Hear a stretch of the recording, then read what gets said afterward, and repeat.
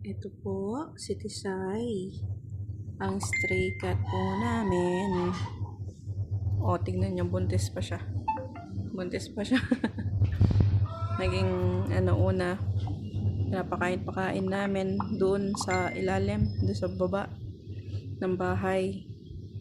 Hanggang sa natawag namin siya dito sa taas, dito sa may mga bubungan, ganyan.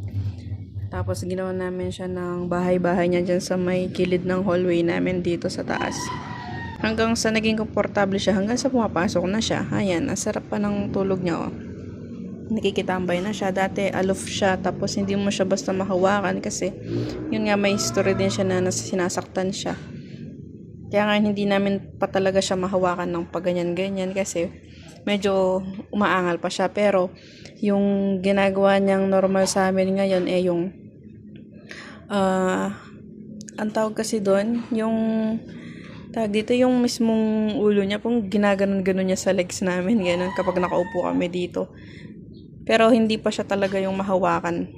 So, binibigyan namin siya ng time, syempre. It takes time naman na mawala yung, kumbaga magtiwala siya ulit. Syempre, nagka-trauma din siya. Tapos tumaba na siya niyan, kasi ang payat niya nun. Kaya sabi nga ni mother, nung nakikita niya ulit si Tisay, lumaki na si Tisay. Sabi niya, paano, syempre, regular na yung pagkain niya. Yun lang.